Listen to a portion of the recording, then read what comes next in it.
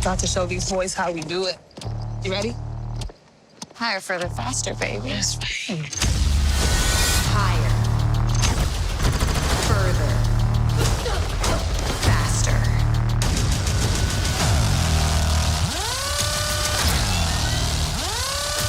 Higher. Further. Faster. Try to keep up.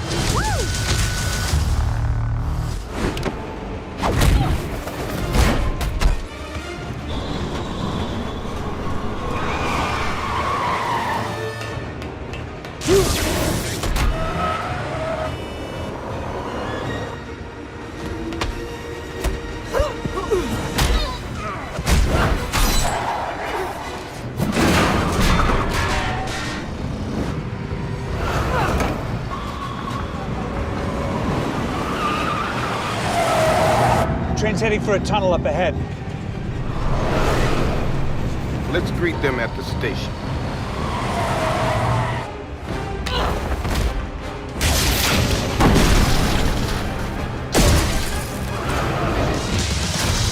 They're shapeshifters.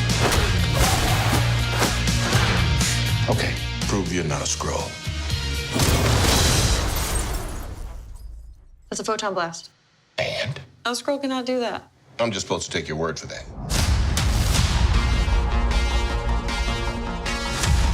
We are Kree. Strong, united. You have to let go of the past. I don't remember my past. Control it. I have this power, but I don't know where it came from. I've never seen anything like it. She's just the beginning. Hey everybody, it's Charlie. We got a bunch of Captain Marvel Super Bowl trailer footage to break down, and I know there are a lot of questions about Captain Marvel in the Avengers Endgame Super Bowl trailer because so much of it looks like it's been digitally altered so that you have no idea what's going on in some of these scenes. So we gotta break it down. We're still doing an Amazon giveaway. All you have to do to enter is be a subscriber and leave your favorite Avengers moment on the video. I'll name a new winner at the end of this. So if it wasn't clear, Captain Marvel is a big part of Avengers Endgame. That was what Nick Fury's page was at the end of Infinity War, that post-credit scene. So that will connect with the end of Captain Marvel, probably a post-credit scene that connects to Avengers Endgame where she gets that page. But we'll talk about the new Captain Marvel footage, then I'll talk about Captain Marvel potentially in that Avengers Endgame footage. Like, where is she and where did they just, pull her out in Photoshop so that people don't know when she actually does show up during the movie? The Captain Marvel Super Bowl trailer footage starts out with Maria Rambeau and Captain Marvel just doing their little chant to each other, their little mantra as they're walking out to get ready to fly planes for flight exercises or whatever potential mission they might be on in this particular sequence. The higher, further, faster mantra is also a reference to the comic book story that they're adapting that Kelly Sue DeConnick wrote. That's the basis for a lot of the plot during this Captain Marvel movie. The ship that she's flying later in the movie, when she actually gets into her accident, the version of the Psyche Magnetron accident that activates her powers,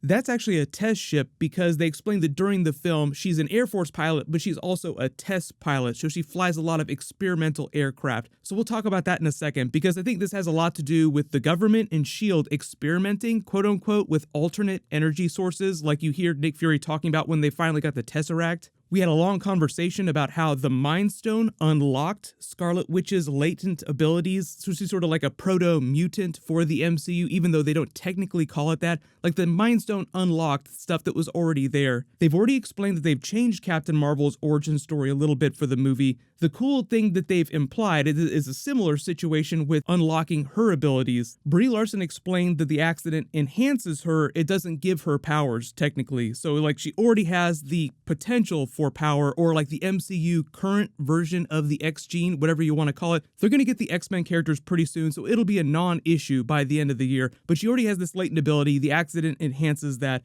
and she's flying a US test aircraft. So very clearly they've been experimenting with some kind of energy. We don't know if this is some sort of soft reboot or retcon of their pre-existing backstory, or if this is Infinity Stone energy, but it's just meant to invoke a lot of references to Scarlet Witch getting her powers unlocked by the Mind Stone, which obviously Infinity Stone. So it's just another unifying theory for unlocking people's powers. The quantum realm is just like the newest addition to that, so that could also have something to do with this too, because they've just started to explain that in the MCU. Whatever the energy source is, it has something to do with this US test aircraft that she's getting in when she's flying from what looks like either a Kree or a Skrull ship. They both go down. It's implied that then the Skrull comes for her. She tries to take it down or it gets blown up. Jude Law's Yon-Rogg witnesses the whole thing, senses what a powerful asset she would be in their war against the Skrulls, sees the skills that she already has before she got powers, and hatches his plan to take her broken body back to the Annette Bening Supreme Intelligence, who puts her through the reconditioning program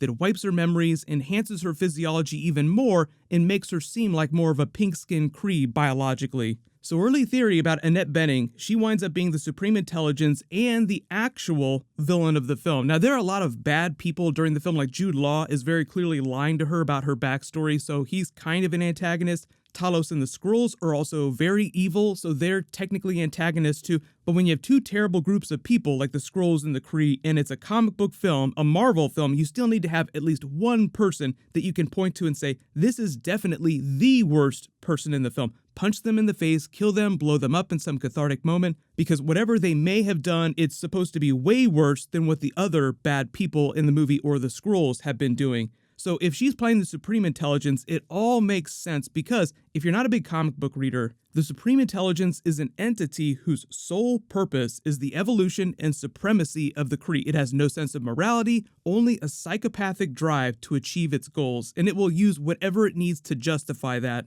If you're a Steven Universe fan, or if you've ever watched that show, she would be like the white diamond of the movie. Someone who smiles, but it's like the emotionless smile you get from a serial killer who's just faking it, trying to pretend like it has emotions. It's all lie to get you to do what she wants you to do. So early theory, it's Annette Bening controlling everything and everyone, using them to win the Kree-Skrull war, manipulating them by just telling them whatever she thinks they need to hear. At the beginning of the trailer, Maria Rambeau says, "You ready for this?" And she says, "Higher, further, faster," sort of her mantra. Maria Rambeau replies, "Let's fade." That's also probably what Maria Rambeau tells Captain Marvel later in the film to remind her of her past, just reciting the catchphrase to her whenever she comes back. And it becomes this big rallying cry for her late in the film, whereas earlier in the film, it's just something that she started saying to herself to get pumped up before a big flight.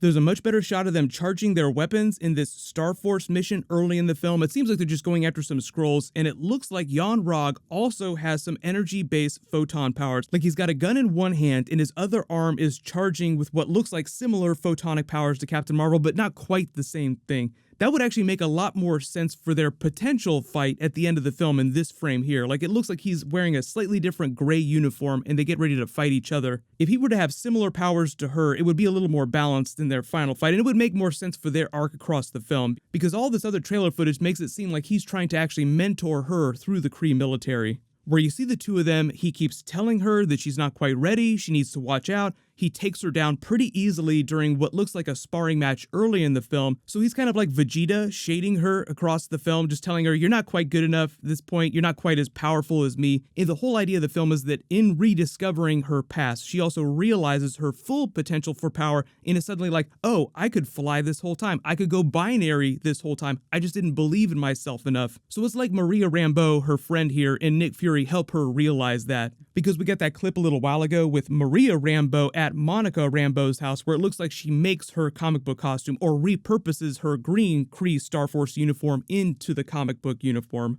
The last couple of scenes of her going binary and blowing all these ships up are a little out of order. First, it looks like she and Nick Fury take off in that prototype Quinjet-looking ship. He screams in excitement, fist bumping her. Then she goes binary, jumps out of the back of the ship when they're at high altitude, hulks out on this other ship, chasing them by literally punching the spaceship out of the sky, Hulk smash style. Like, I'm sure Hulk will have a lot of fun with Captain Marvel. Then continues on into outer space, blowing up the ships around the planet with her binary powers. The other cool thing about this ship too, people have asked about the Nova Corps in this movie. I don't know that this is necessarily Nova Corps, but the ship design looks very similar to the Milano ship design. So even if it doesn't come from the exact same place, I think they're trying to be consistent in the ship design that comes from that area of space, because the Nova Corps, the Kree, and the Skrulls are all from around the same quadrant of the galaxy.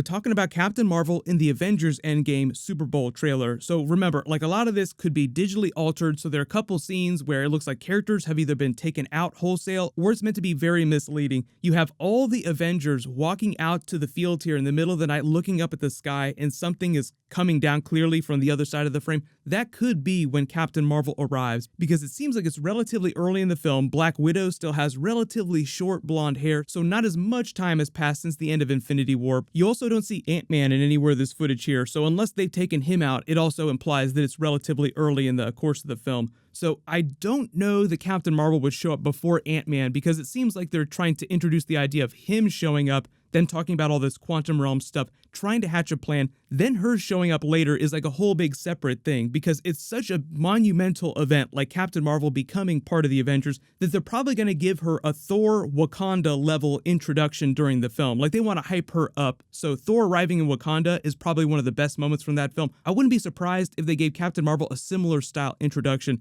So this obviously doesn't seem too spectacular. So it could be Tony and Nebula arriving, it could be Captain Marvel. But other important thing to remember too is that Kevin Feige confirmed that most of the trailer footage we've been seeing is from relatively early in the film, like first 15, 20, 30 minutes of the film. And I think that Captain Marvel will probably show up after that first 15 minutes. Like even though there might be some references, it won't be the very beginning of the film, because the beginning is going to be them dealing with the grief. Like all this footage that we see in the Super Bowl trailer with them trying to figure out what to do next. Like where do we go next now that everybody's gone? How do we deal with this grief? So let me know in the comments, when do you think the Captain Marvel shows up during Avengers Endgame? I've got a couple other Marvel videos that I'm working on. I'll try to get out as fast as possible. Congratulations, CK Band. You're the giveaway winner from my last big Marvel video. Please email me on the About page of my channel so I can get your details. Click here to re-watch that Avengers Endgame trailer a billion more times, and click here for all that other Captain Marvel footage that dropped this weekend.